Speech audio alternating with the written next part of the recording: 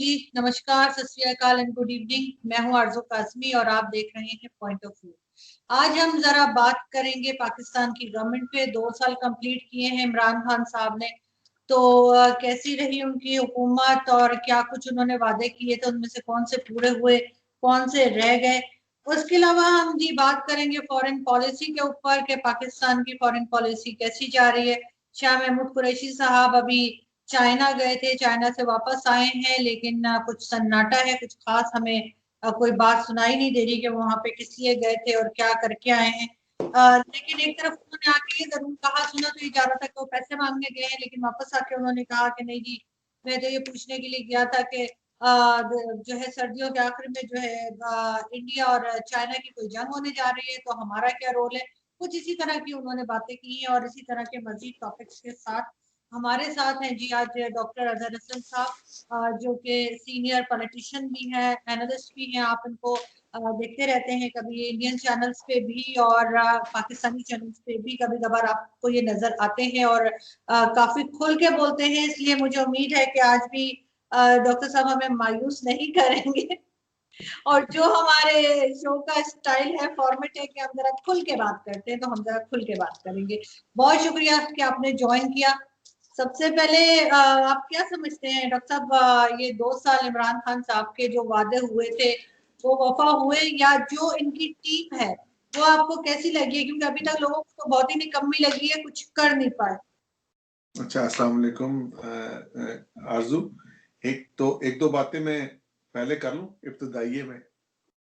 एक तो ये कि आपने बड़े अरसे बाद मुझे मौका दिया है अपने अपने अपने अपने आपके प्रोग्राम को आप पॉइंट ऑफ व्यू कहते हैं। पहले तो मैं ये कहूंगा कि मेरी आपसे कई मरतबा मैं दरख्वास्त कर चुका हूँ कि आप इसका नाम आपकी राय रख लें, अपनी राय रख लें उर्दू में रख लें, ज्यादा बेहतर होगा।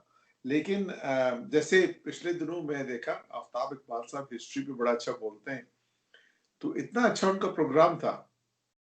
मोहम्मद बिन कासिम और ये तारिक बिन जियाद और बातें हो रही थी कि अफसानवी बातें क्या हैं और एक्चुअल तारीख क्या है।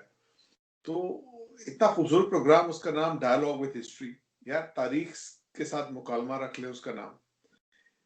इन बातों का ताल्लुक जो मैं आपसे बोल रहा हूँ ना, इसका ताल्लुक आपके सवालों से में बनता है, इसलिए मैं भी उसका जिक्र करूंगा। तो पहले तो मेरी आपसे ये दरख्वास्त है कि आपने मुझे इतने अरसे बाद मौका दिया, इसलिए आप आज के प्रोग्राम में सारी बातें कंप्लीट नहीं हो सकेंगी, तो इसलिए आपको मुझे कल या परसों दोबारा एक और प्रोग्राम में बुलाना पड़ेगा। बिल्कुल जरूर। ताकि अगर आप चाहती हैं जो खुल के इजहार राय हो तो इजहार राय खुल के इसी तरह हो सकता है।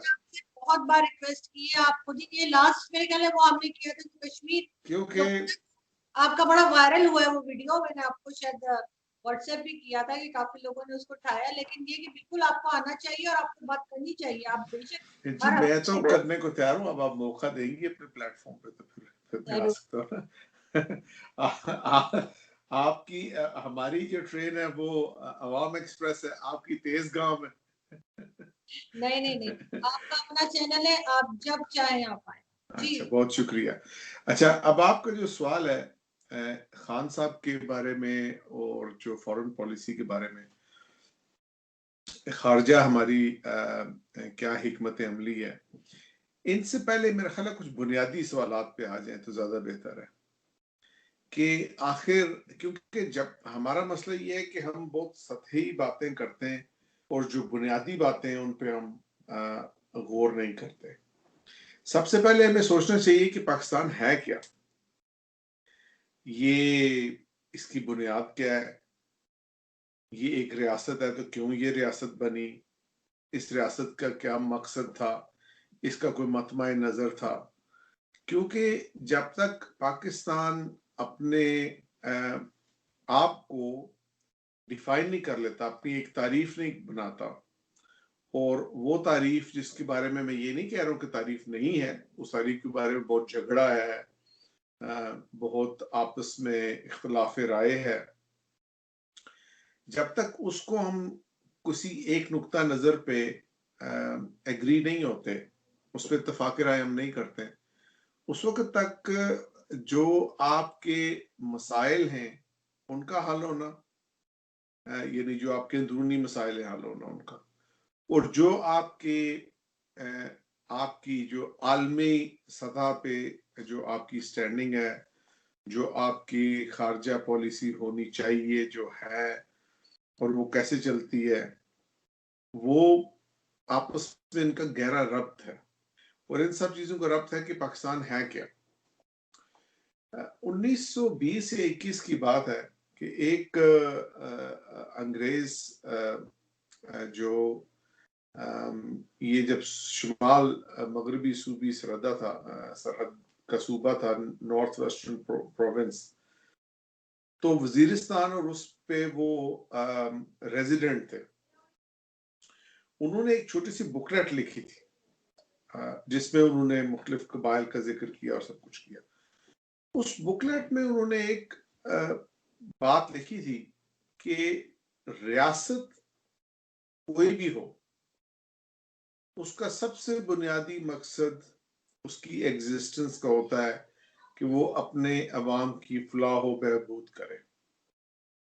अगर वो अपने अवाम की फलाह व बहबूद नहीं करती तो उस रियासत का कोई मकसद नहीं होता।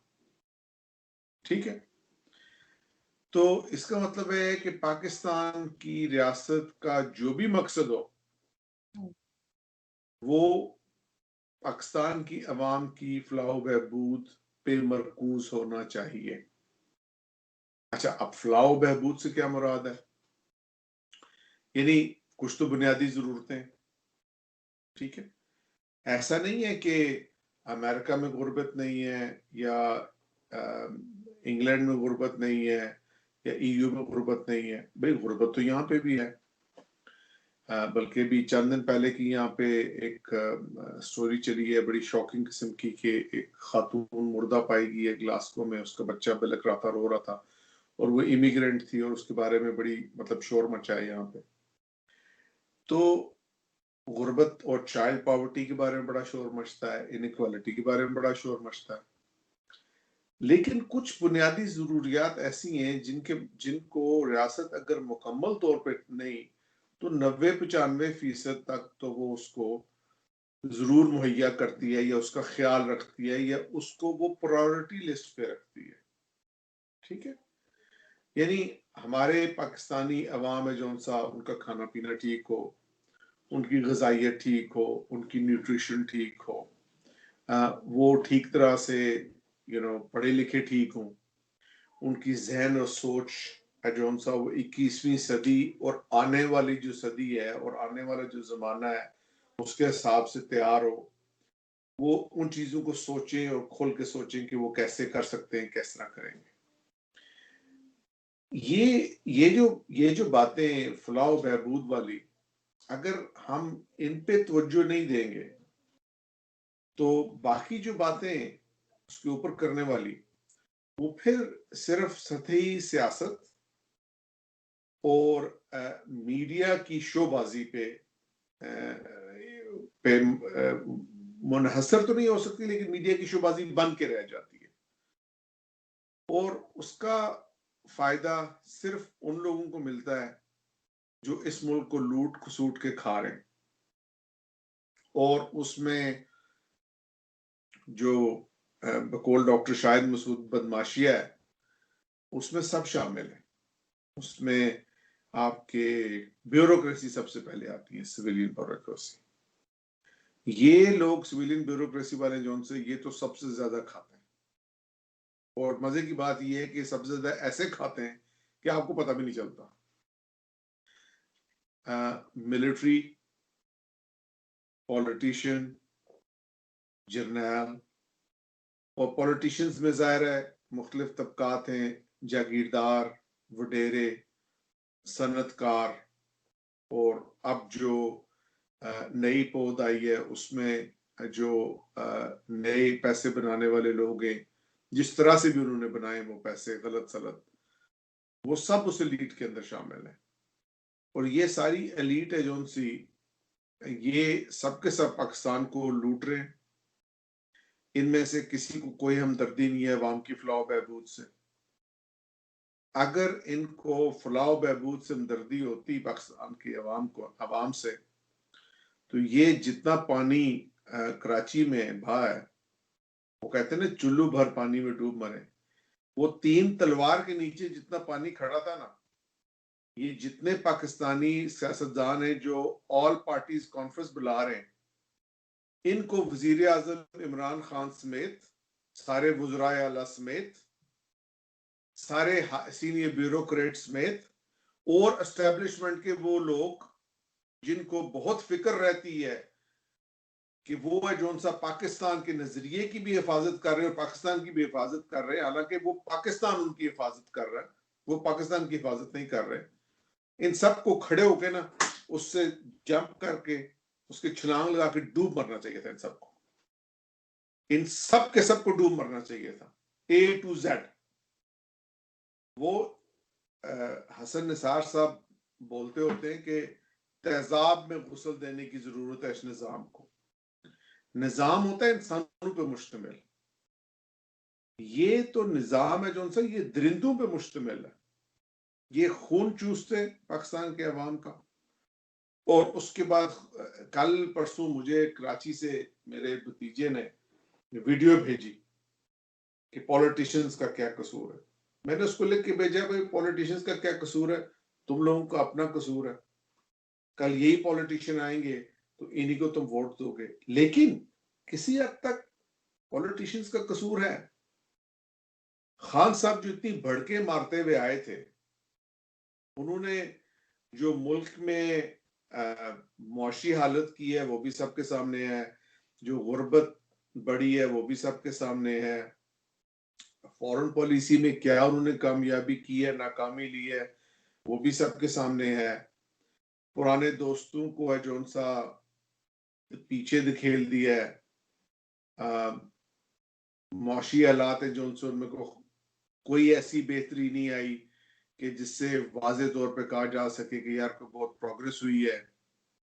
और हट दर्मी और जिद की जो हद है वो इस हद तक है कि जब तक उस्मान बुज़दार साहब पंजाब को पूरा बर्बाद नहीं कर लेंगे, उसके चप्पे चप्पे को और उसके इंच इंच को, उस वक्त तक खान साहब है जो उनकी हट दर्मी और जिद पूरी नहीं होगी। आज तो ये जो सिलसिला है, अब मैं इसको रिलेट करना चाहता हूँ। आई एम सॉरी टू से, एक सेकेंड मुझे बोलने दीजिए इस मामले में, क्योंकि ये कैसे रिलेट होता है इस चीज से कि पाकिस्तान बना किस लिए था। पाकिस्तान बना था जिसको आप कहते हैं ला इलाहा इल्लल्लाह की बुनियाद पे। चले हम मान लेते हैं, एक साइड पे रख देते हैं उन लोगों को जो कहते हैं अच्छा ये इस बुनियाद पे नहीं बना था, चले एक साइड पे जरा उनको रख के देखते हैं। तो ला इलाहा इल्लल्लाह का मतलब होता है कि भाई अल्लाह के अलावा आपका किसी की इबादत नहीं करते। तो हमारे मुल्क में तो हर सतह पे शख्सियत परस्ती, पूजा परस्ती होती है।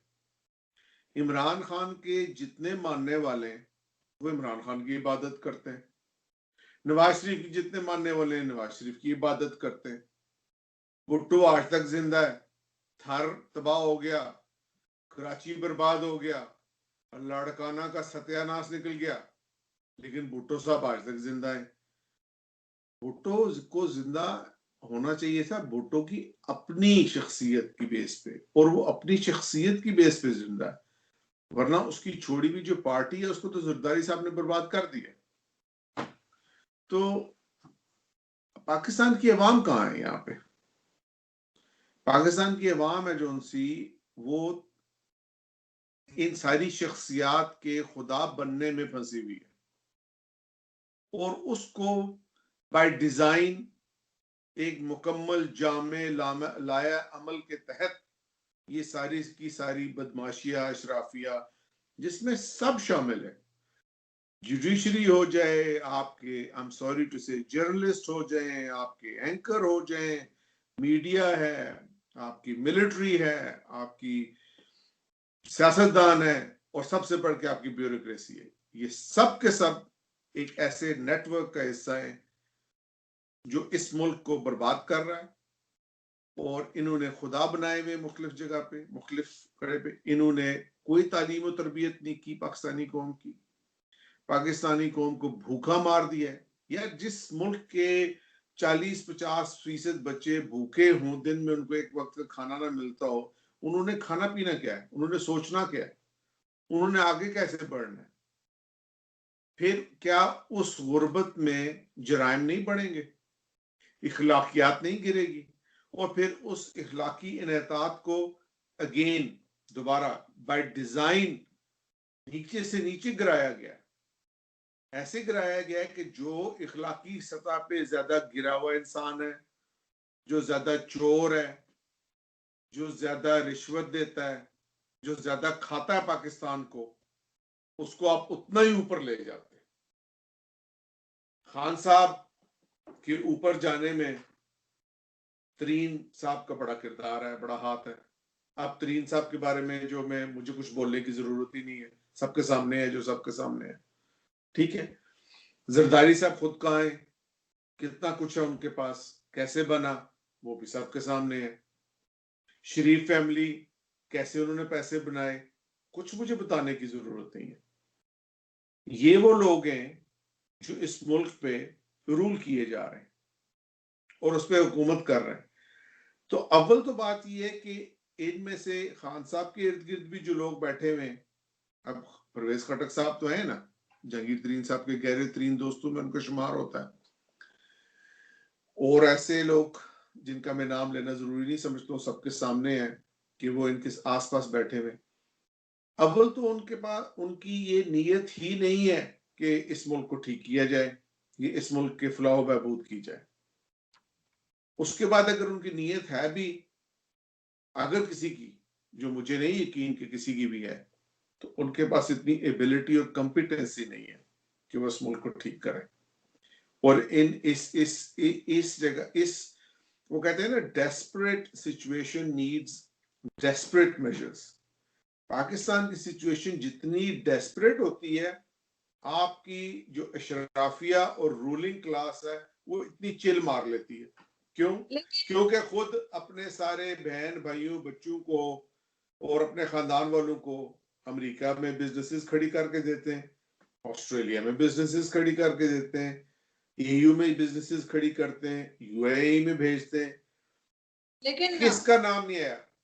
डॉक्टर साहब देखिए, जुडिशरी वालों का नाम शामिल है, ब्यूरोक्रेट्स का नाम शामिल है, आर्मी वालों का नाम शामिल है, नेवी वालों का नाम शामिल है, सिविल ब्यूरोक्रेसी का नाम शामिल है, और पॉलिटिशियंस तो है ही हैं। तो अब आप मुझे बताएं कि इस मुल्क को बनाने का मकसद क्या था? क्या मकसद ये नहीं था कि अगर हम इसको ला इलाहा इल्लल्लाह की बुनियाद पे बनाते हैं तो एक ऐसा मुल्क होगा जिसमें इंसान को पूरी फ्रीडम मिलेगी और उसको पूरा मौका मिलेगा कि वो अपनी काबिलियत की बुनियाद पे अपना लोहा मनवा सके, और एक ऐसा निजाम बनेगा जो हर काबिल शख्स को ऊपर आने देगा और वो अपनी काबिलियत से इस मुल्क में कंट्रीब्यूट करेगा, इस मुल्क की इकोनॉमी में कंट्रीब्यूट करेगा, इस मुल्क के सोसाइटी में कंट्रीब्यूट करेगा, उसको समाजी तौर पे बेहतर बनाएगा। और सबसे बड़ी ट्रेजेडी इस मुल्क की ये है कि आपकी जो आप क्या मतलब दुनिया भर में एक डेफिनेशन होती है किसी चीज की, ठीक है। मसलन लिबरल क्लास, जिसको लिबरलिज्म कहते हैं, उसकी वेस्ट में एक डेफिनेशन है, ठीक है। लिबर्टेरियनिज्म की एक डेफिनेशन है। वो पाकिस्तान में जाके वो तारीफ ही बदल जाती है, वो चीज ही मुख्तलिफ हो जाती है। पाकिस्तान में वो लोग प्रोग्रेसिव हैं जो जब हुकूमत उनको पसंद की नहीं है तो वो उस हुकूमत के खिलाफ हो गए, तो वो प्रोग्रेसिव हो गए, अवाम जाए जहन्नम में। लेकिन वो उनके साथ जाके बैठेंगे दूसरी क्लास, उसी क्लास में, उसी रूलिंग क्लास की ऐसी एलीट के साथ जाके बैठेंगे जो पहले से उस अवाम का खून चूस चुके हैं। जबकि दुनिया भर में प्रोग्रेसिव की तारीफ ये होती है कि प्रोग्रेसिव वो होता है जो अवाम की फलाह बहबूद चाहे। अब आप मुझे बताइए, आई एम सॉरी, एक सेकंड रुकिए रुकिए रुकिए प्लीज रुकिए। मरीम नवाज है जो सी वो पाकिस्तानी अवाम की फलाह बहबूद चाहती है, कोई बंदा है जो अच्छा इंसान है, मैं नहीं कहता कुरान पे हाथ रख के कह दे, अपने ईमान, अपने दिल और अपने जमीर से पूछ के कह दे। शहबाज शरीफ चाहते हैं, नवाज शरीफ चाहते हैं, जरदारी साहब चाहते हैं, बिलावल भुट्टो साहब चाहते हैं, फजलुर रहमान साहब चाहते हैं क्या? इनमें से कौन सा ऐसा बंदा है जो चाहता है? और जो जिनके बारे में हम सब ने वो आज सोचा था, इमरान खान साहब, कप्तान साहब आएंगे, अवाम की फलाह बहबूद होगी, वो पता नहीं अपने आशियाने में कैसे छुपे बैठे हैं, ना वो कहीं नजर आते हैं मुल्क में कहीं। मतलब अगर कराची नहीं में, मगर डॉक्टर साहब ये मतलब तो ना कराची कहीं में वो ना एक एक नहीं ना वो कहीं नजर आते हैं, ना उनका कोई अमली एक्शन नजर आता है, ना उनकी कही हुई कोई बात पूरी हुई नजर आती है, ना उनके कोई वादे पूरे नजर आते हैं, एक सेकंड ना कोई ऐसी जामे हकमत अमली नजर आती है कि जिसके तहत हम कहें कि यार अच्छा चलो कुछ काम हो रहा है, कुछ चीजें बेहतर हो रही हैं। ठीक है, अच्छा मुझे एक बात बताइए, बाकी सारी चीजों को छोड़ दीजिए, अब इनको पता है कि अगला इलेक्शन होना है।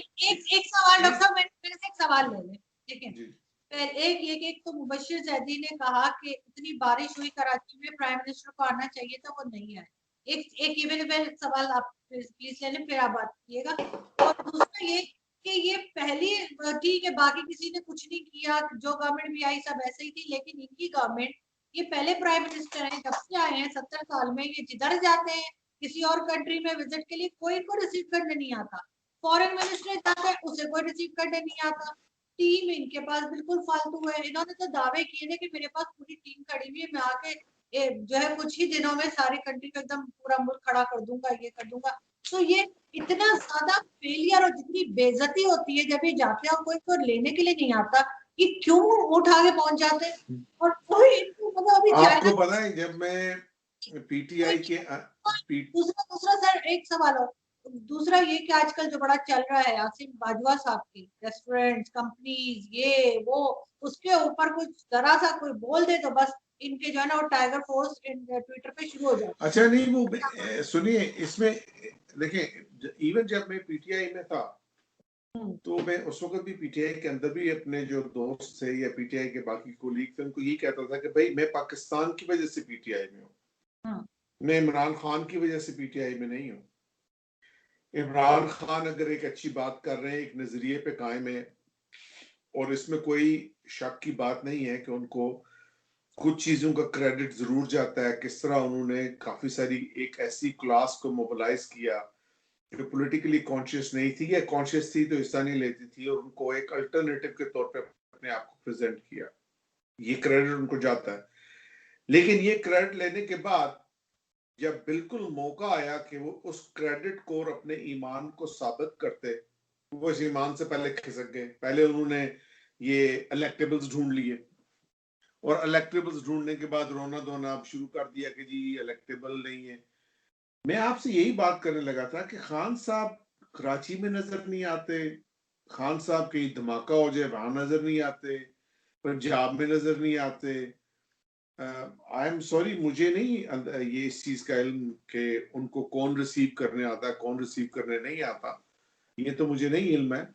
अगर ऐसा है जैसा कि आप बोल रही हैं तो जाहिर है कि डिप्लोमेटिकली सफारती तौर पे तो ये एक सख्त नाकामी है कि लेकिन आप इसको फिर उसी बुनियादी वजह पे ले जाए। भाई अगर आपकी अवाम की फलाह बहबूद नहीं होगी तो आपका मुल्क है जोन सा वो मुआशी तौर पे कमजोर होगा। जब वो मुआशी तौर पे कमजोर होगा तो वो मुआशरती तौर पे भी कमजोर होगा, वो सियासी तौर पे भी कमजोर होगा, और जब वो इन सतहों पे कमजोर होगा तो उसकी कोई इज्जत नहीं करेगा। उसकी कौन इज्जत करेगा? आप एक इंसानी नफ्सियात को समझिए। 4 बहन भाई होते हैं एक घर के अंदर, माँ बाप, एक माँ बाप ने उनको पैदा किया होता है, और माँ बाप की मोहब्बत जब इंसान इंसान माँ बाप बनता है तो उसको अंदाजा होता है कि वो कितनी मोहब्बत करता है अपनी औलाद से। वहां पे भी तफावत आ जाती है। अगर एक भाई या बहन निकम्मा निकले, या वो उस तरह से वालदैन की ख्वाहिशात को या चीजों को या जो उससे उन्होंने मेयार रखा है, उस स्टैंडर्ड पे पूरा ना उतरे, ये कोई ऐसा काम करे जिससे उनको शर्मिंदगी हो, तो वहां पे भी आपकी उसकी इज्जत कम हो जाती है। तो इंसानी नफ्सियात है कि इंसान है जो इंसान वो अपनी कदर कीमत को, अपनी हैसियत को अपने किरदार से बनवाता है, और कौमों का किरदार है जो इंसान उसमें मुआशियात, इखलाकियात, सियासियात और माशरत, इन सब का हिस्सा है। और जब आप एक तरफ से कमजोर होना शुरू होते हैं, दूसरी तरफ से कमजोर होना शुरू होते हैं, तीसरी तरफ से कमजोर होना शुरू होते हैं, तो फिर आप कमजोर ही रहते हैं। अब मसलन मैं आपको एक एग्जांपल दूं, आप पाकिस्तान मिलिट्री को देख लें, और पाकिस्तान मिलिट्री के किसी भी सीनियर रिटायर्ड जर्नैल के पास चले जाइए, रिटायर्ड ब्रिगेडियर के पास चले जाइए, रिटायर्ड कर्नल के पास चले जाइए, जो आज से 20-30 साल पहले रिटायर हुआ हो, ठीक है, इसका मतलब है कि अब वो 70, 75, 80 के होंगे। आप उनसे पूछिए ऑनेस्टली कि आप बताइए कि आपके जमाने की आर्मी में और आज के जमाने की आर्मी में कितना फर्क है मेयार में। आपको पाकिस्तान आर्मी के मेयार में भी तनज़्ज़ुली नजर आएगी, और ये बात मैं इंतहाई कर्ब और दिली अफसोस के साथ कह रहा हूं, क्योंकि पाकिस्तान आर्मी हमारे मुल्क में कम से कम लाजमन एक ऐसा इदारा है जो सूबाई, लिसानी, तफरीक और नफरत और जाती नफरतों से बालातर होके काम करता रहा है और काम कर रहा है। और ये एक ऐसी करैक्टरिस्टिक है आर्मी की जिसने आर्मी को मजबूत बनाने में बड़ा अमली किरदार अदा किया है। लेकिन जब एक कैडेट अपनी लाइफ शुरू करता है तो उस वक्त उसकी उम्र 18-19 साल होती है। 18-19 साल तक वो उस पाकिस्तानी माशरे में पल रहा होता है, उस पाकिस्तानी स्कूल से तालीम ले रहा होता है, उस पाकिस्तानी सोसाइटी के अंदर फिर रहा होता है जिसमें इखलाकी गिरावट भी है, जिसमें सियासी इनेतात भी है। और आपको पता है कि टीन एजेस में बच्चे जो उनसे वो बड़े सेंसिटिव होते हैं, और वो बहुत सी चीजें एब्जॉर्ब करता है अपने इर्द गिर्द से। वो किरदार देखता है अपने बड़ों का, अपने साथ वालों का, अपने असातिज़ा का, अपने कोलीग्स का, उसको नजर आता है टीवी पे क्या हो रहा है। और आजकल तो जाहिर है 17-18 साल के जो बच्चे हैं उनके पास इलेक्ट्रॉनिक इंफॉर्मेशन जो उनकी चुटकियों पे उनको भी असर है। तो वो कैडेट जब पाकिस्तान आर्मी में जाता है तो पाकिस्तान आर्मी चाहे कितनी ही अच्छी हो, वो उसका जहन बहुत हद तक बन चुका हुआ होता है, और उसकी कुछ बुनियादी खसलतें ऐसी होती हैं जो बन चुकी होती है, जिनको बदलना बहुत मुश्किल होता है। तो इसलिए आप पाकिस्तान आर्मी को भी एज अ अदारा देखेंगे तो ओवर द इयर्स आपको अफसोस के साथ कहना पड़ेगा कि उसमें थोड़ी सी आपको तनज़्ज़ुली नजर आएगी, बकदरे कम नजर आएगी, लेकिन नजर आएगी। ब्यूरोक्रेसी के हालात आपके सामने, उनको देख लें, ठीक है। आप आप देख लें, अपने जुडिशरी को देख लें, जुडिशरी के हालात आपके सामने। आपको शायद ये वाकया याद हो कि सदर अयूब के जमाने में एक केस में जब जस्टिस कियानी है जो उनसे उनको ये मैसेज भिजवाया गया कि ये जो आप हुक्म लिख रहे हैं, जो हुकूमत पाकिस्तान के खिलाफ लिख रहे थे वो किसी उस मुकदमे में, इसको आप अमल दरामद कैसे करवाएंगे। तो उन्होंने कहा कि मैं अब इसका अमल दरामद है जौन सा मेरा बेलिफ सदर पाकिस्तान जनरल अयूब खान होगा जो करवाएगा। आप उस जमाने के देख लें, आप देख लें। तो आपने इस मुल्क को बनाया इसलिए। अच्छा नहीं सुनिए, इसमें एक और मैं फिर मुझे सारी आपकी आवाज नहीं आ रही, आपकी आवाज नहीं आ रही। मैं ये कह रही हूँ कि करप्शन से तो कोई इदारा बचा हुआ नहीं है ना, चाहे वो आपकी मिलिट्री ही क्यों ना जी हो। जी जी। तो अब आप आ जाइए इस दूसरी बात पे। अच्छा, अब जो आपने खास तौर पे आसिम सलीम बाजवा साहब की बात की है, अब जाहिर है मैंने भी पढ़ा है आपकी तरह जो आपने पढ़ा है। फैक्ट फोकस एक वेबसाइट है, मैंने वेबसाइट पे भी जाके देखा है, जो पाकिस्तानी जो सहाफ़ी हैं और जो तहकीक करते हैं, तहकीक करने वाले मुहक्किक सहाफ़ी और इस तरह के कॉलम निगार या जर्नलिस्ट जो हैं, उन पे वो है 5-6 लोग हैं, 6-7 लोग हैं उसमें हैं। तो अगर उन्होंने ये सारी बातें निकाली हैं और अगर ये सारी बातें दुरुस्त हैं, तो इसमें हमें 2 चीज़ों को तो ज़रूर मद्देनज़र रखना चाहिए। एक तो ये है कि हमें फ़ौरन जंप नहीं करना चाहिए इस कंक्लूजन पे कि वाक़ई ही आसिम सलीम बाजवा की वजह से ये सब कुछ हुआ है। हो सकता है हुआ हो सकता है उनका हाथ हो, और ज़ाहिर है सर्कमस्टांशियल एविडेंस यानी वाक़याती जो एविडेंस है, वो ऐसा है कि अगर उनकी राइज हो रही थी तो उनकी वजह से किसी को फैसिलिटेट किया जा रहा था, तो हुआ होगा। अगर ये प्रेजेंटेशंस की गई हैं तो की गई हैं। अब इस प्रेजेंटेशन में अगर आसिम सलीम बाजवा साहब चाहते हैं कि वो अपने आप को इससे एग्जोनरेट करें और इन सारे इल्जामात को गलत साबित करें, तो बड़ा आसान सा तरीका है। इदारा भी पाकिस्तान का है, जो जिन लोगों ने इल्जाम लगाया वो भी पाकिस्तानी है, जिन लोगों ने तहकीक की है वो भी पाकिस्तानी है, पाकिस्तान में बैठे हुए, और वो खुद भी पाकिस्तान में। वो उनको अदालत में ले जाएं और उनसे कहें कि भाई आप मुझ पे झूठा इल्जाम लगा रहे हैं, और उस झूठे इल्जाम का आप मुझे हर्जाना दें, मुझसे माफी मांगे, और अदालत उस केस को ले और उसमें दूध का दूध पानी का पानी हो जाएगा। इसमें लड़ने झगड़ने वाली तो बात ही कोई नहीं है। भाई अगर अदालत है जो सी वो ये फैसला कर सकती है कि वजीर आजम नवाज शरीफ है जो से उनकी आखिर वो जो अदालत ने बनाई थी तहकीकाती committee GIT, joint investigation committee, जो मुश्तमिल थी, आखिर उन्होंने तहकीक की थी ना, और उन्होंने सिर्फ 3-4-5 माह के अंदर ऐसे हकायक इकट्ठे कर लिए थे, यानी जिससे कम से कम ये तो जरूर जाहिर होता था कि कॉम्पिटेंट लोग मौजूद हैं, अगर वो कुछ करना चाहें तो वो कर सकते हैं। तो अदालत है जो उनसा कह दे कि चलो जी ठीक है हम GIT बना देते हैं इस पे, अगर ऐसा ही किस्सा है ऐसा, क्योंकि मामला ये है कि आसिम सलीम बाजवा साहब है जो उनसे वो CPAC अथॉरिटी के चेयरमैन है और मुशीर है, और वो एक ऐसी जगह पे बैठे हुए हैं जो एक इंतहाई हसास, और ये भी ऑब्वियसली पॉसिबल है कि जी उनको बदनाम करने की कोशिश की जा रही है, हम मान लेते हैं, हो सकता है उनको बदनाम करने की कोशिश की जा रही हो सकता है उनकी पोजीशन की वजह से उनको अंडरमाइन करने की कोशिश की जा रही हो, उनकी टांगे खींची जा रही हो, उनकी वजह से अगर अदारे पे हरफ आ रहा है और उनकी वजह से अगर CPAC को कोई नुकसान पहुंच रहा है, तो इखलाकी तौर पे तो फिर ये बनता है कि वो अपने आप को उससे अलहदा कर लें, क्योंकि वो कहें कि जी इदारा, पाकिस्तान, CPAC ये सब मुझसे बड़े, मैं तो एक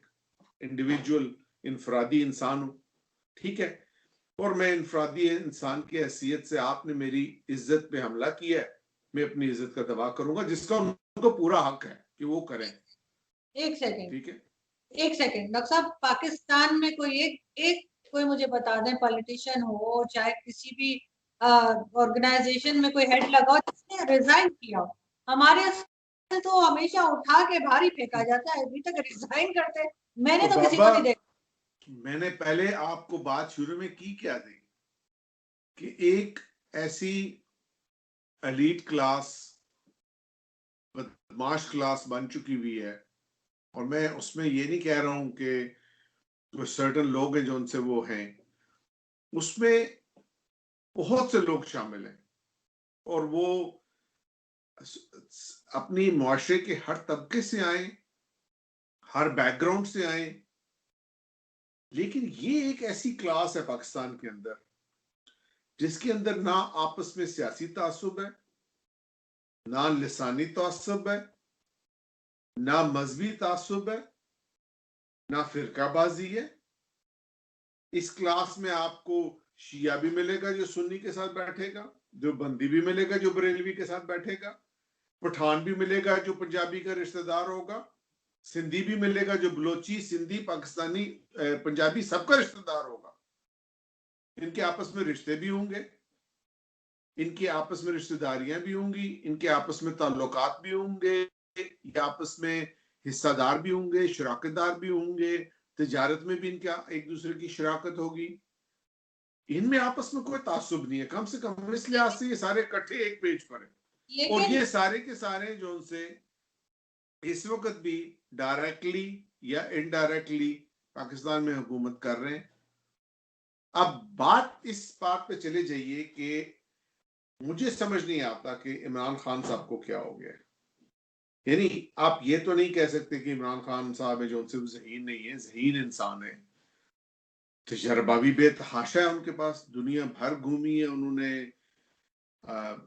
वो खुद एक सेलिब्रिटी रहे हैं, सेलिब्रिटी हैं, उनका तजर्बा सियासत में भी अब बहुत लंबा चौड़ा है, और एक सक्सेसफुल पार्टी जिसने इलेक्शन जीता हो और जिसकी वजह से वो वजीर आजम बने हो, जिन मराहिल और जिन तजर्बात से वो गुजरे होंगे वो सब उनके साथ है।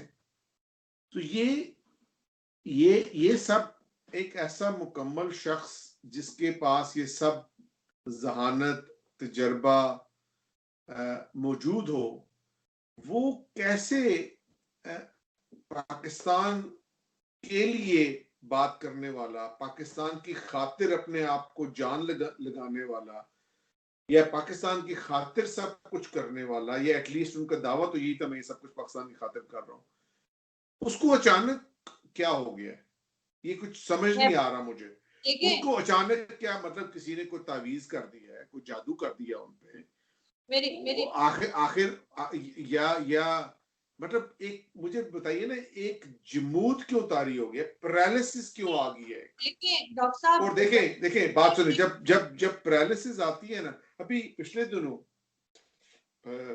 से मुराद ये है कि मेरी इसी हफ्ते मैं यूके में चूंकि रहता हूं, तो यहाँ पे जो हुकूमत में मामलात हो रहे हैं और यहाँ के जो मामलात हैं उसके हिसाब से मैं एक तज्जिया किसी से डिस्कस कर रहा था। मैं कह रहा था कि बोरिस जॉनसन जो यहाँ के वजीर आजम है, उनको बड़ा मजाहिया टाइप बंदा समझा जाता है कि वो बड़े वियर्ड किस्म की बातें करते हैं, बड़े बफून हैं, लेकिन बड़े इंटेलिजेंट हैं एट द सेम टाइम। लेकिन अब मैं कह रहा था कि वजीर आजम अपनी हुकूमत को जैसे लीड करता है, उससे नजर आता है कि वो कैसे चीजों को, वो किन लोगों को चुन के अपने साथ रखता है और वो कैसे चीजों को डील करते हैं।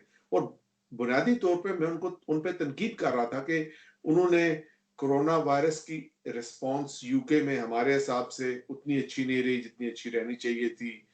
उसके बाद अभी आई डोंट नो कि आपको ये पता है, लेकिन जो बच्चों के रिजल्ट्स आए ओ लेवल ए लेवल के, उसमें बहुत बड़ा एक फियास्को मचा, उसमें बहुत बड़ा मसाइल मचे और उनको बड़े बुरे तरीके से हैंडल किया गया। यानी ऐसे तरीके से हैंडल किया गया जिसको आप प्रोफेशनल, एक तजर्बाकार, तरक्की याफ्ता मुल्क में तो नहीं की जा सकती कि इस तरीके से हैंडल किया जाएगा। तो मैं ये उनसे कह रहा था कि मुझे अपना मेरा तज्जिया है कि बोरिस जॉनसन की जो छाप है वो उनकी हुकूमत पे भी नजर आती है। तो जो इमरान खान वजीर आजम बनने से पहले इमरान खान थे, अब वो इमरान खान एक मुख्तलिफ इंसान थे, वो एक मुतहर्रिक इंसान थे, वो एक सच बोलने वाले इंसान के तौर पे पहचाने जाते थे, वो ऐसे इंसान के तौर पे पहचाने जाते थे कि जो उनसे अपने असूलों पे खड़ा रहता है। पहले उन्होंने अपना वो जो तसव्वुर उनके बारे में कायम था उसको खुद अपने हाथ से उन्होंने तोड़ा, वो अपनी बुतपाशी उन्होंने खुद की। ये अलग बात है कि उनकी, चूंकि अनफॉर्चुनेटली पाकिस्तान में शख्सियत परस्ती इतनी कूट कूट के भरी हुई है, हमारी जीन्स के अंदर इतनी रची बसी हुई है कि वो बुत टूट भी जाए तो उस बुत को जोड़ के दोबारा उसकी परस्तिश की जाती है। तो अभी इमरान खान की परस्तिश उसी तरह जारी है। और लेकिन ये जो जमूत नजर आ रहा है उसके बाद, जिसमें टोटल पैरालिसिस नजर आ रही है, अमली तौर पे कोई इकदाम ऐसे नजर नहीं आ रहे जिनको आप कहें कि यार ये वो एक डायनामिक इंसान था जो जिसको हुकूमत मिली, जिसने आके पाकिस्तान के मामलात को ग्रास्प किया और उनको यकदम से बदल दिया। डॉक्टर साहब एक चीज यहाँ पे मैं कहूंगी कि यहाँ पे एक ये बहुत तासुर है, सही है या गलत है, वो ये कि इमरान खान साहब इलेक्शन नहीं जीते हैं। इमरान खान साहब को लाया गया है, प्लांट किया गया है, वो जैसे अपोजिशन कहती है कि ये सिलेक्टेड नहीं है, इलेक्टेड है, और इस तरह से उनके पीछे जो है वो एस्टैब्लिशमेंट है, उनके पीछे आर्मी है। बाजवा साहब को इसी एक्सटेंशन मिला है क्योंकि इमरान खान साहब को रखना था, और ये सारी चीजें भी साथ साथ चल रही है। लेकिन अच्छा, एक सेकंड रुकिए। अरे एक सेकंड रुकिए बाबा, एक सेकंड। चलिए वो तकरीरें करता एक सेकंड। नवाज शरीफ साहब है जो उनसे, वो तो बड़े मेहनती इंसान थे, वो बेचारे पार्टी के छोटे से वर्कर थे, उसके बाद वो काउंसलर बने, उसके बाद वो बड़ी मेहनत करते रहे और वजीर खजाना बने, बड़ी मेहनत करते रहे तो वजीर आला बने, और वो यकदम से एक इस्लामी जमहूरी इत्तेहाद बन गया 88 में, और एकदम से खुद ब खुद ही वो सारी काबिलियत नवाज शरीफ के अंदर थी, है ना? ऐसी बात है ना? नवाज शरीफ तो बिल्कुल सिलेक्टेड नहीं थे। तो आप आगे जरदारी साहब गए, जरदारी साहब भी सिलेक्टेड नहीं है, जरदारी साहब भी सिलेक्टेड नहीं है। फजलुर रहमान साहब की तो कभी भी हिमायत नहीं की आर्मी ने, वो तो अपनी मेहनत से आए पूरे के पूरे। वो अलग बात है कि मुफ्ती महमूद साहब है जो उनसे खुद अपने बेटे को पसंद नहीं करते थे कि वो आया करे उनके साथ, लेकिन वो भी अपनी मेहनत से आए। उन्होंने तो कभी अमेरिकन सफीर को ये नहीं बोला था कि भाई मुझे वजीर आजम बना दे, मैं अमेरिका को फैसिलिटेट कर दूंगा। ये खबर मेरी तो नहीं है ना, आपको पता है ये खबर कहां से आई थी? ये विकी लीक्स की खबर थी। वो मरासले जो सफारत खाना है अमरीका से अपने ऑफिस में भेजे गए थे कि मौलाना फजल रहमान जाके अमरीकी सफीर से क्या गुफ्तगू करते थे। अरे बाबा, किसकी बातें करती हैं? कौन ऐसा बंदा है वहां पे इस वक्त पाकिस्तान की सियासत में जो ऐसा नहीं है? और टू बी ऑनेस्ट, आप मुझे कहे आज आर्मी वाले मेरी हिमायत करें, मैं भी ले लूंगा हिमायत, क्यों नहीं लूंगा यार हिमायत? अगर मैं सियासत कर रहा हूं और मैं देख रहा हूं कि सियासत में एक ऐसी फोर्स है जो डोमिनेट करती है सियासत को, तो उस डोमिनेटिंग फोर्स की आप हिमायत लेंगे। लेकिन अगर वो डोमिनेटिंग फोर्स चाहे कि ऐसा बंदा मिले जो प्लायंट हो, जो कंप्लायंट हो, जो बात को सुने, जो बात को माने, हमारी करे, अपना नजरिया ना रखे, और ये मत सोचे कि इंसान से बड़ा निजाम होता है और निजाम से बड़ा है जो सा वो मुल्क है, और मुल्क से बड़ा है जो सा एक खुदा है जिसने ये पूरी कायनात को बनाया है। तो अगर ऐसा इंसान उनको पसंद नहीं आएगा उस फोर्स को, तो वो उसको नहीं रखेंगे, और वो नहीं रखते। क्योंकि मुझे आप एक बात बताएं कि अगर हर ऐरे गहरे नथु खैरे को ये उठा के ला सकते हैं आर्मी वाले, तो ये आर्मी वाले जो उनसे, या अगर आप एस्टेब्लिशमेंट ही कह लें, उनको आर्मी कह लें, ब्यूरोक्रेसी कह लें, एस्टेब्लिशमेंट में तो वैसे सिर्फ आर्मी नहीं होती है, जाहिर है बहुत से बाकी लोग भी शामिल होते हैं और बाकी सेक्टर्स भी उसके अंदर इन्वॉल्व होते हैं। इन्होंने क्यों आज तक मिडिल क्लास की प्रॉपर क्यादत को आगे आने नहीं दिया? और अगर इमरान खान मिडिल क्लास की क्यादत से ही आगे आ रहे थे, तो फिर इमरान खान को इलेक्टेबल्स की जरूरत क्यों पड़ी? इमरान खान को नून लीग के लोग क्यों लेने पड़े? काफ लीग की जरूरत क्यों पड़ी? अगर इमरान खान है जो उनसे इतने ही सिलेक्टेड होते कि पूरे का पूरा इलेक्शन है जो उनसा, अगर आर्मी वाले अपनी मर्जी से या एस्टेब्लिशमेंट अपनी मर्जी से बदल सकती, तो फिर इलेक्टेबल्स की जरूरत नहीं थी। फिर तो इमरान खान के साथ उनको 100, 200, 300 इंतहाई मुखलिस अच्छे काबिल इंसान चुन के लगाने चाहिए थे। उनको कहना चाहिए था कि इनको चुनो, इनको हम हर हाल में जितवाएंगे। लेकिन अच्छा, अब आप इसमें प्लीज एक आपके मुख्तलिफ सवालों में एक बात भूली जा रही है मुझे, जो मैं तीसरी दफा मेरे जहन में आ रही है और मैं करना चाह रहा हूँ कि मैं फिर भूल जाऊंगा। सबसे पहले काम जो करना चाहिए था ना खान साहब को, वो था कि आके जो ये हमारा निजाम इंतखाब है, इंतखाबात का जो निजाम है, इसमें जो रिफॉर्म्स लानी थी ना, इसमें जो इस्लाहात लानी थी, वो लानी चाहिए थी, ताकि जो अब अगला इलेक्शन होएगा, जब भी होएगा, उसमें ऐसे साफ सच्चे और खरे लोग आ सके जो इस मुल्क को किसी अच्छी सिमत में लेके जा सके। ये कोई आसान काम नहीं होगा, इसके लिए बहुत मेहनत की जरूरत होगी, खून और पसीना लगाने की जरूरत होगी, लेकिन ऐसे लोग मौजूद हैं जो ये करना चाहते हैं, लेकिन ये निजाम उनको किसी तरह से भी आगे नहीं लाने देना चाहता। और उसकी सबसे बड़ी अमली मिसाल खुद हमारे वजीर आजम इमरान खान है। अब खुदा जाने उन पे जादू हुआ है, टोना हुआ है, तावीज हुआ है, या उनको क्या हुआ है, एक ऐसा जमूत तारी हो गया कि वो फिर सारी हुकूमत में पैरालिसिस नजर आ रही है हर है जगह पे। उनके पास फैसल वाउडा है, उनके पास जहांगीर तरीन है, उनके पास असद उमर है, इसी तरह के सारे है उनके पास, और उनके और शेख रशीद हैं। और आप खुद जानते हैं इलेक्शंस में क्या हुआ था, और उन्होंने किसी के ऊपर भी कभी कोई, अभी के केसेस चल रहे हैं, फैसल वाउडा के भी बहुत केसेस चल रहे हैं, जहांगीर तरीन को भी बाहर निकाल दिया। दूसरों को कहने के लिए तो बहुत आसानी है, लेकिन अपनी पार्टी में वो कुछ नहीं सही करते। मैं क्या कह सकता हूँ बीबी, मैं मेरी आम तो उन तक कोई एक्सेस नहीं है, कोई बल्कि मीटिंग जिन जिन लोगों की एक्सेस है उन तक वो भी यही कहते हैं कि खान साहब है जो उनसे बहुत खामोश है, कोई पता नहीं क्यों खामोश है, और खुदा जो बेहतर जानता है। मीडिया वो बुलाते हैं, मीडिया भी उनका वो होता है जो उनका चमचा मीडिया होता है, जिसकी मर्जी की बात करता है, जो सिर्फ उनको सुनता है। आपने देखा ही होगा तो खान साहब है जो उनसे, वो एक खुद परस्त इंसान तो है, सबको पता है खुद परस्ती है उनके अंदर बेताशा, अनाप्रस्त भी हैं। और अना का होना जरूरी है, क्योंकि आपके अंदर एक खुदी होती है, सेल्फ रिस्पेक्ट होती है, खुद शनासी होती है, खुद एतमादी होती है और खुद इख्तियारी होती है, तो आप आगे बढ़ते हैं। लेकिन उस खुद एतमादी, खुद शनासी से खुद परस्ती में चले जाएं अगर आप, तो आप खुद एक छोटे खुदा बनना शुरू हो जाते हैं।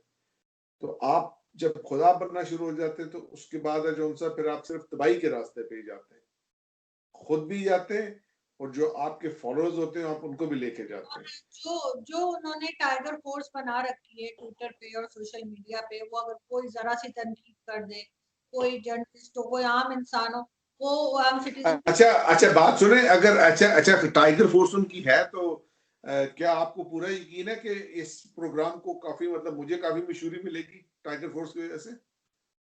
गालियां पड़ सकती हैं, बाकी कुछ वो नहीं। चलो भाई, बदनाम हुए तो क्या नाम ना होगा। सुनाते हैं ये वो लोग। अंग्रेजी में एक सेइंग है, there is no bad PR, there is no such thing as bad PR.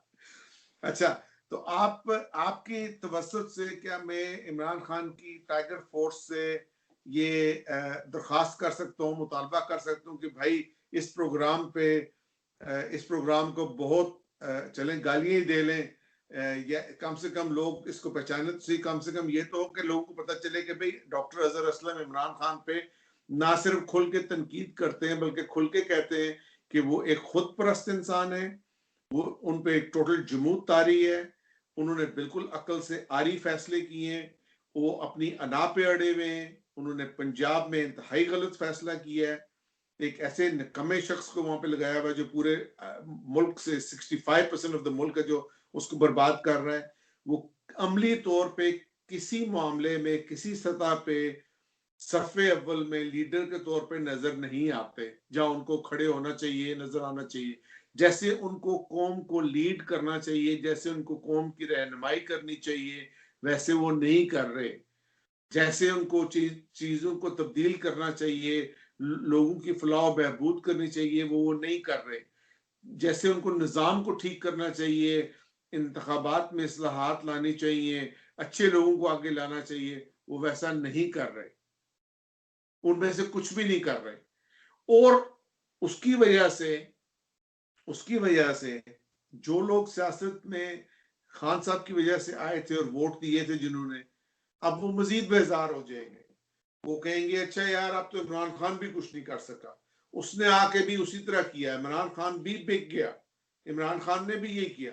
तो इसका मतलब ये है कि मुल्क के अंदर जो मजीद मायूसी फैलेगी, जो मुल्क मजीद तारीकी में गिरेगा, जो मुल्क मजीद है जो उन सब पस्ती की तरफ जाएगा, उसमें इमरान खान का बकदरे जुस्सा नहीं बल्कि जुस्से से ज्यादा हिस्सा शामिल होगा। लेकिन वो तो सिर्फ उन लोगों को आगे लाए ना जो उनके दोस्त हैं, जो उनके एटीएम मशीन कहलाते हैं, चाहे जहांगीर तरीन हो, चाहे जुल्फी बुखारी हो, और इसी तरह के मजीद लोग, उन्होंने कौन सा ऐसा आदमी अपने साथ खड़ा किया है मिडिल क्लास का? कोई मुझे एक बता दे कि ये मिडिल क्लास का है और इसको खान साहब ने साथ बिठा रखा।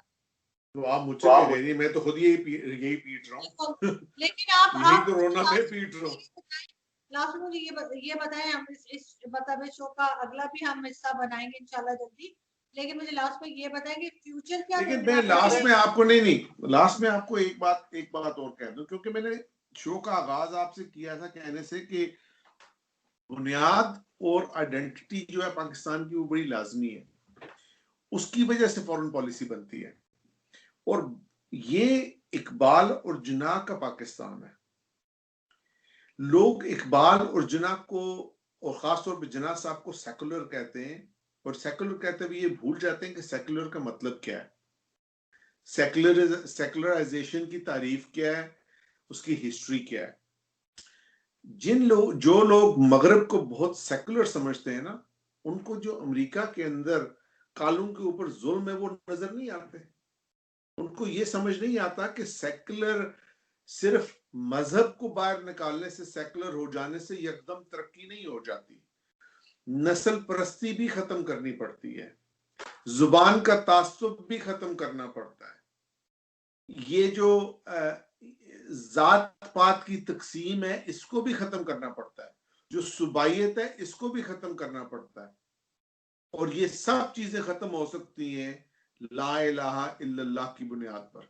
ये सब चीजें खत्म हो जाती हैं, क्योंकि वो एक ऐसी जगह होती है जहां पे जो हुकूमत का अमीर, जो उस वक्त की सबसे बड़ी सल्तनत है, उसका अमीर उमर फारूक है जोन सा, वो एक काले हबशी गुलाम को सैयदना बिलाल कह के बुलाता है, उसको अपना आका बोलता है, और वो जो काला गुलाम है उसके आगे वो अरब जो कुरैश थे वो भी सर झुकाने पे मजबूर हो जाते हैं। ये वो इस्लाम है जिसके लिए ये मुल्क बना था। ये वो इस्लाम नहीं है जो मौलाना फजलुर रहमान, मौलाना, आई एम सॉरी मैं नाम ले रहा हूँ एग्जाम्पल के तौर पे, मैं किसी को टारगेट नहीं कर रहा हूँ, मौलाना ताहिर अशरफी या ये बरेलवी देवबंदी, इनका इस्लाम था। इनका इस्लाम के साथ क्या ताल्लुक है यार? मुझे बताइए कि रसूल पाक के जमाने में क्यों देवबंदी या बरेलवी होते थे या शिया सुन्नी होते थे? आप मुझे बताइए। हजरत अली के जमाने में क्या कोई शिया सुन्नी होते थे? जो आप कह रहे हैं रसूलुल्लाह के जमाने में क्या जो मुसलमान नहीं होते थे उनको मार दिया जाता था? क्या उनके जो इबादत गाहें थी वो तोड़ दी जाती थी? क्या उनकी बच्ची? अच्छा हाँ, ये जो मौजू है, ये मौजू जो है इसको हम इस मौजू को हम अगले प्रोग्राम में तय करेंगे, जरूर बोलेंगे, क्योंकि मैं आपको ना सिर्फ ये बताऊंगा तारीखी हवालों से, कुरान के अंदर से और सुन्नत के अंदर से, और खास तौर पे निजरान की ईसाइयों के साथ जो रसूल पाक सल्लल्लाहु अलैहि वसल्लम का मुआहदा है, जिसके तहत ये लिखा है, जिसकी आखिरी शिक है कि ता क़यामत मेरी उम्मत का हर बंदा इस मुआहदे का पाबंद है। वो मुआहदा जिसके तहत ईसाइयों को हर किस्म की आजादी है, जो रसूल पाक सल्लल्लाहु अलैहि वसल्लम ने खुद दी है, अकीदे से लेके, मुआशरत से लेके, तजारत से लेके, हर मामले में, और अपनी उम्मत के हर बंदे को उसका पाबंद बनाया है। ये जो बनते हैं ना बड़े, आप सॉरी मुझे मेरी बात सुनिए, ये जो बनते हैं ना बड़े आशिक़े रसूल, ठीक है, जो रसूल के ऊपर अपनी जान को लुटाना चाहते हैं, इनसे कहें कि पहले रसूल की सुन्नत और सीरत को पढ़ तो ले, पहले उन्होंने जो कहा है उसको पढ़ तो ले, निजरान की ईसाइयों के साथ जो उनका मुआहदा है उसको पढ़ तो ले। अगर इस्लाम में ये अहलुल किताब का कॉन्सेप्ट ना होता तो आप ये जो फुकहा हैं फर्स्ट सेंचुरी के, ईरान फतह करने के बाद उन्होंने जरतश्त के मानने वाले सारे पारसियों को भी अहलुल किताब का दर्जा दे दिया था, हालांकि उनका जिक्र कुरान के अंदर नहीं है, लेकिन उनको अहलुल किताब का दर्जा उन्होंने इस आर्ग्यूमेंट की बेस पे दिया था कि जिसके पास भी पैगाम आता है खुदा का वो अहलुल किताब में है। इसी को आप हिंदू पे ले जाएं तो हिंदुस्तान के बारे में मिडीवल इस्लाम में ऐसे फतवे मौजूद हैं जब हिंदुओं को अहले किताब का दर्जा दिया गया। अब आप उस तारीख को ना पढ़ें, ना उसको समझें, ना उसको देखें, उसको मस्क करें, लेकिन उसको मस्क एक सेकंड प्लीज, उसको मस्क करने वाले में सिर्फ मौलवी शामिल नहीं है।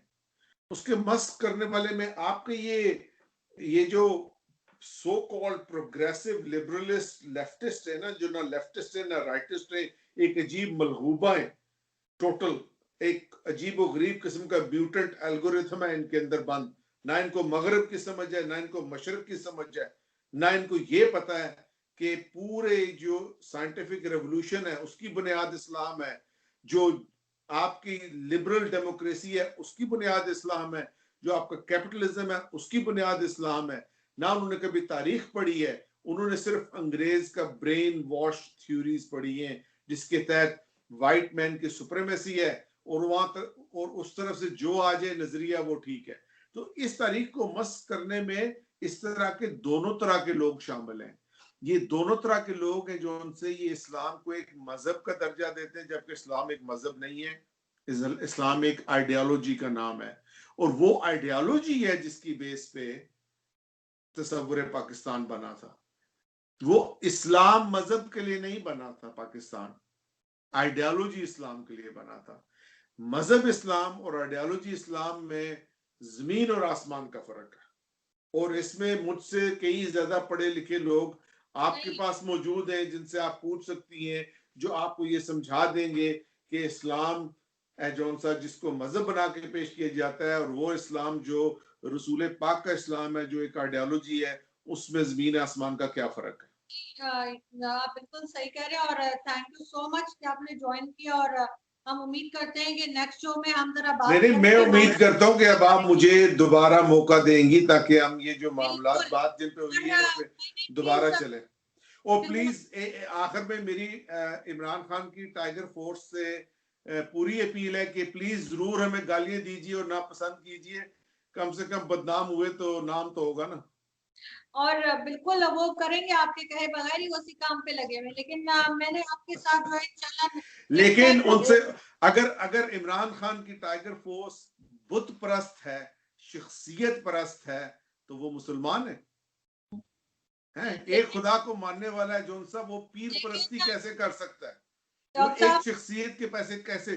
क्योंकि आप याद रखिए कि जब प्रॉफिट मोहम्मद सल्लल्लाहु अलैहि वसल्लम की डेथ हो गई थी, रहलत हो गई थी, तो पहले खलीफा ने क्या बोला था? उन्होंने बोला था जो मोहम्मद की परस्तिश करता है वो ये जान ले कि मोहम्मद फौत हो चुके हैं। जो अल्लाह की परस्तिश करता है उसको पता होना चाहिए कि अल्लाह हमेशा के लिए कायम और दायम है।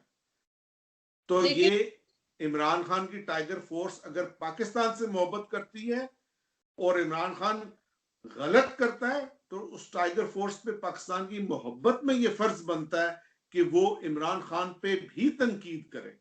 लेकिन मैं एक चीज जरूर कहूंगी कि मैं ये चाहूंगी, मेरी रिक्वेस्ट है आपसे कि नेक्स्ट शो में प्लीज हम जरा माइनॉरिटीज पे बात करें, जो यहाँ पे जो कुछ हो रहा है सिंध में और सब जगह, जिस तरह से उनकी बच्चियों को उठा के ले जा रहे हैं और क्या क्या कर रहे हैं, और कोई इस पे आवाज नहीं उठा रहा। उस पे आप लोग मेरे जैसे लोग बोल रहे हैं, हम बोलते रहे। मैं आपको बताऊं, देखिए अव्वल तो आप, मुझे ये लफ्ज अकलियत बिल्कुल पसंद नहीं है। जो पाकिस्तानी है वो पाकिस्तानी है। जब रियासत मदीना बनी, ठीक है, और उसमें मिसाक मदीना है, जो पहला कॉन्स्टिट्यूशन है रिटन, उसमें जब साफ तौर पे लिखा है कि वहां के रहने वाले जो काफिर थे, जो मुसलमान थे, जो यहूदी थे, ये सब एक रियासत का बराबर का हिस्सा थे। वो बुनियाद है, पॉलिटिकल बुनियाद है इस्लामी रियासत की, कि इस्लामी रियासत के रहने वाले जो बाशिंदे हैं वो बराबर के हकूक रखेंगे, वो अकीदे की आजादी रखेंगे। आपको पता है अकीदे की आजादी कुरान के अंदर कितनी मर्तबा आई है?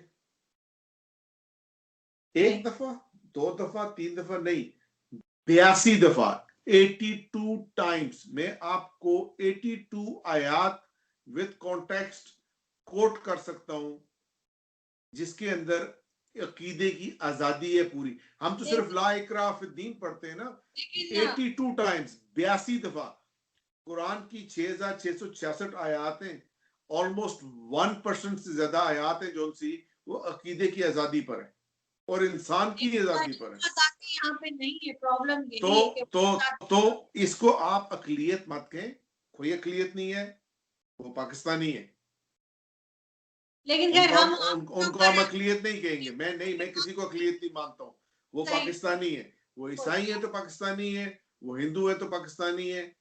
क्योंकि जो रियासत मदीना है, अगर उसके अंदर यहूदी उस रियासत मदीना का हिस्सा हो सकता है, जो कुफार मदीना है वो उस रियासत मदीना का हिस्सा हो सकते हैं, तो फिर जो कुफार पाकिस्तान है या जिनको आप है जो उनसा ईसाई मानते हैं या पारसी मानते हैं, वो भी पाकिस्तान का हिस्सा है। क्योंकि पाकिस्तान की बुनियाद है जो उनसी वो इसी चीज पे है कि तमाम इंसान बराबर है। ला इलाहा इल्लल्लाह का मतलब क्या होता है कि तमाम इंसान बराबर है। हम बिल्कुल डॉक्टर साहब इस पे नेक्स्ट टाइम हम बिल्कुल बात करेंगे और एक पूरा शो हमें इसी के ऊपर करना है क्योंकि आप मुझे ये देख लीजिए ना, देखें अल्लाह ताला ने कुरान के अंदर कितनी मर्तबा फरमाया है कि किसी को किसी पे फजीलत नहीं है सिवाय तकवा के, और तकवा होता है खुदा शनासी। और खुदा शनास जब आप होते हैं तो आप अपने किरदार को ठीक करते हैं, क्योंकि आपको पता है कि आपका अपना आपको ट्रांसपेरेंट रहना है और आपका हिसाब किताब होना है, लेकिन आपको किसी अकाउंटेबिलिटी। लेकिन किसी को हक नहीं है कि वो अपना मजहब दूसरे के ऊपर जबरदस्ती थोपे, जो यहाँ पर होता है। Thank you so much. नहीं, ये तो मजहब थोपना और बाकी चीजें थोपना और मारना और सब कुछ करना जो कुछ है वो तो पाकिस्तानी माशरे का इतना हिस्सा बन चुका है। यही तो मैं कह रहा हूँ आपको कि क्यों ऐसा जमूत आ रही है भाई खान साहब पे। ना माशरत को ठीक कर रहे हैं, ना मुआशियात को ठीक कर रहे हैं, ना सियासियात को ठीक कर रहे हैं। बस अपनी कुर्सी पकड़ के बैठे हैं, वो अपनी कुर्सी बचा रहे हैं और कुछ नहीं कर रहे। हाँ, लेकिन अपनी कुर्सी पकड़ के जो बैठे हैं और अपनी कुर्सी को बचा रहे हैं, वो तारीख में अपने आप को दफन कर रहे हैं हमेशा के लिए। वो अपनी मौत खुद अपने हाथ से रकम कर रहे हैं। अगर वो तारीख में जिंदा रहना चाहते हैं तो उनके पास अब भी वक्त है, अपने आप को बदल लें। बिल्कुल जी, थैंक यू सो मच और हम अच्छा, बहुत इंशाल्लाह शुक्रिया, दोबारा मिलेंगे। Thank you.